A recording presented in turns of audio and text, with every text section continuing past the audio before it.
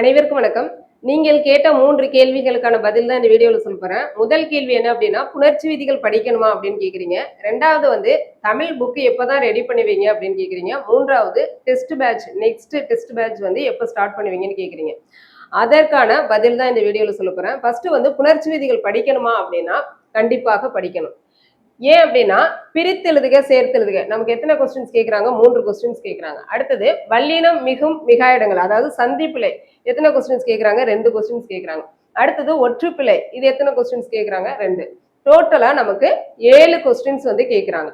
இந்த 7 கொஸ்டின்ஸ் இந்த புணர்ச்சி விதிகள் உங்களுக்கு வந்து தெளிவா தெரிந்தால் இந்த 7 கேள்விகளுக்கும் உங்களால விடையளிக்க முடியும். சரி, ஓகே.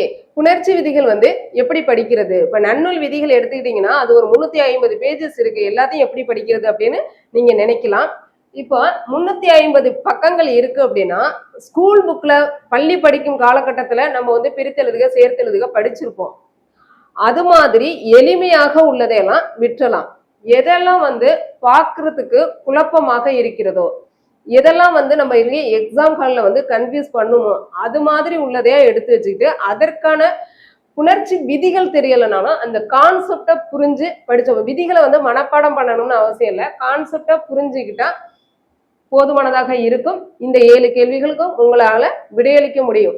இல்லை அப்படின்னா நீங்க நான் பிரித்தெழுதுக சேர்த்தெழுதுக மனப்பாடம் பண்ணிட்டு போறேன் அப்படின்னீங்கன்னா இந்த 7 கேள்விகள்ல உங்களால மார்க் ஸ்கோர் பண்ண முடியாது. இப்ப எடுத்துக்காட்டுக்கு பலா பிளஸ் இலை நம்ம வந்து என்ன பண்ணுவோம்? ஆப்ஷன்ல வந்து பலா இலையும் இருக்கும் பலா விலையும் இருக்கும். பார்த்ததும் பலா பிளஸ் இலை பலா இலை தானே அப்படின்னு சொல்லிட்டு நம்ம இதை செலக்ட் பண்ணுவோம். இது வந்து தவறு. பலா பிளஸ் இலைங்கிறது பலா விலை தான். அப்ப இதுதான் சரி. அடுத்தது விலங்காய் இதை பார்த்ததும் விலம் பிளஸ் காய் அப்படின்னு பிரிப்போம். ஏன்னா இந்த இம்மு தான் வந்து நமக்கு இங்கா திரிஞ்சிருக்கலாம் அப்படின்னு நினைப்போம். ஆனா இது சரி கிடையாது, இது தவறு. வில பிளஸ் காய் இதுதான் வந்து சரி. அடுத்தது நாடு பிளஸ் யாது பார்த்ததுமே நாடு யாது இதுல என்ன மாற்றம் இருக்க போகுது அப்படிங்கிற மாதிரி நினைப்போம். ஆனா நாடி யாது அப்படிங்கிறது தான் சரி. இதெல்லாம் வந்து நான் ஏற்கனவே வீடியோ போட்டுட்டேன், அதனாலதான் நான் அதுக்கான விளக்கத்தை எல்லாம் நான் சொல்லலை. அடுத்தது நம்ம ஸ்கூல் புக்ல உள்ள வல்லினம் மிகும் மிகாயிடங்கள் படிச்சா சந்திப்பிழை போதுமானதுன்னு நினைக்கிறோம். 6ஆம் வேற்றுமை தொகை வல்லினம் மிகும்னு நம்ம ஸ்கூல் புக்ல படிச்சிருக்கோம். இது 3மே 6ஆம் வேற்றுமை தொகை தான். மக்கட்பண்பு மக்களது பண்பு அது அப்படிங்கிற வேற்றுமை உருவு இதுல மறைந்து வந்துள்ளது. அடுத்து புலித்தோல் புலியினது தோல் இதுலயும் மறைந்து வந்துள்ளது. சாத்தி கை சாத்தியினது கை இதுலயும் 6ஆம் வேற்றுமை உருவு மறைந்து வந்துள்ளது. அப்ப 3மே 6ஆம் வேற்றுமை தொகை. 3லே வல்லினம் மிகுந்து தானே வரணும். ஏன் மிகுந்து வரல? அப்ப நீங்க புணர்ச்சி விதிகள் படிச்சுதான் ஆகணும். மக்கள் பிளஸ் பண்பு அதாவது மக்கள்ங்கிறது உயர்திணை. உயர்திணை 6ஆம் வேற்றுமை தொகையில் இந்த இல்லுங்கிறது இட்டாக தெரியும்.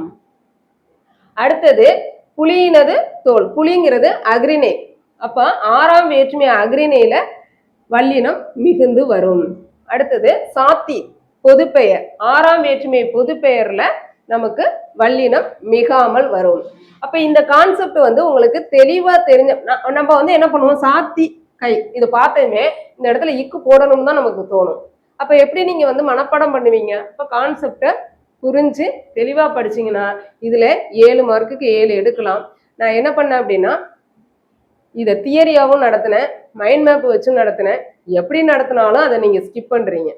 ஆனா இது 7 மார்க்குங்கிறது யாருமே மைண்ட் பண்ண மாட்டேங்கிறீங்க. அது மனப்பாடம் பண்ணிக்கலாம். அதே மாதிரி வல்லினம் மிக மிக இடங்கள் ஸ்கூல் புக்ல உள்ளதே போதும் அப்படிங்கிற மாதிரி நினைக்கிறீங்க.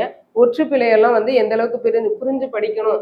நம்ம வந்து தமிழ் இலக்கண விதிகள் 2026ங்கிற பிளேலிஸ்ட்ல டீட்டெயிலா எல்லாமே நடத்தி போட்டுட்டு வந்துட்டு இருக்கோம். இப்போ புணர்ச்சி விதிகள் இந்த மாதிரி ஸ்கிப் பண்றீங்கிறதுக்காக நான் என்ன பண்ணிட்டேன் அப்படின்னா இப்போ அதை பயிற்சி வினாக்கள் முக்கியமானது குழப்பமா உள்ளதை எடுத்து வச்சு பயிற்சி வினாக்கள் மாதிரி போட்டுக்கிட்டு இருக்கேன்.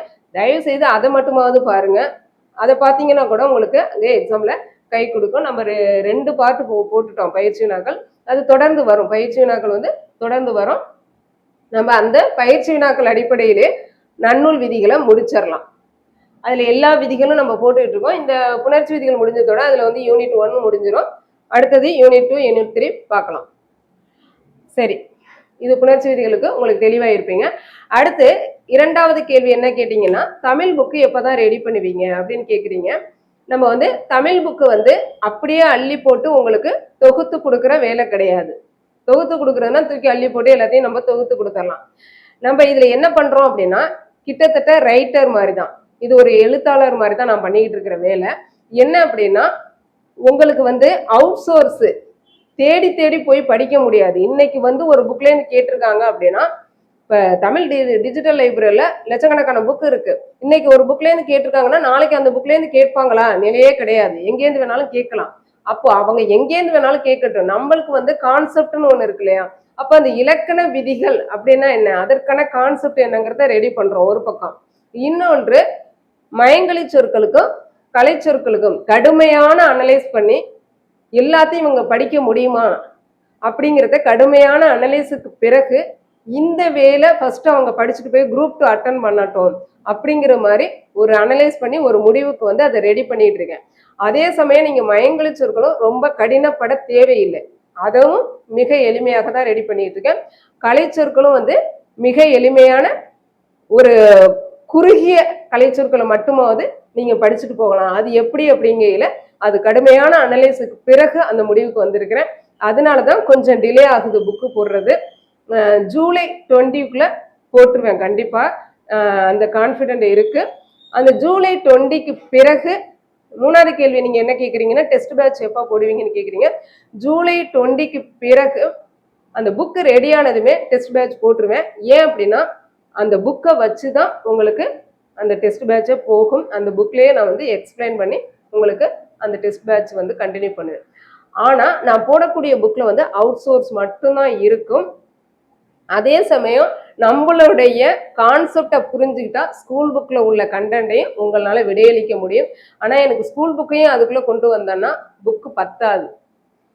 அதனாலதான் நான் வந்து ஸ்கூல் புக் கண்டிப்பா நீங்க வேற ஏதாவது புக் வாங்கியிருப்பீங்க அப்படிங்கிற ஒரு காரணத்தினால நான் அவுட் சோர்ஸுக்கு மட்டும் மிக எளிமையாக, அவுட் சோர்ஸுக்கு மட்டும் இல்லை, அந்த கான்செப்டை படிச்சீங்க அப்படின்னா ஸ்கூல் புக்கையும் உங்களால விடையளிக்க முடியும். அந்த அளவுக்கு வந்து அதை ரெடி பண்ணிட்டு இருக்கேன். அதனால கொஞ்சம் வெயிட் பண்ணுங்க.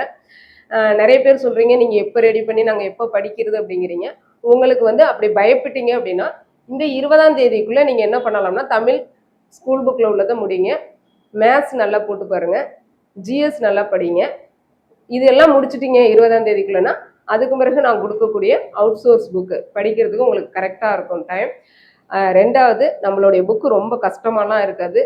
ஒரு மாதத்துக்குள்ளே முடிக்கிற மாதிரி மிக எளிமையாக ரெடி பண்ணிட்டு இருக்கேன். உங்களுக்கே அந்த புக்கு பிடிக்கும். அது நானே சொல்லணும்னு அவசியம் இல்லை. ரெடி பண்ணது பிறகு அந்த புக்கை காமிச்சோன்னா உங்களுக்கே பிடிக்கும். அதனால கொஞ்சம் வெயிட் பண்ணுங்க. இது அள்ளி போட்டு தொகுத்து கொடுக்குறதுனா நான் உடனே கொடுத்துடலாம்.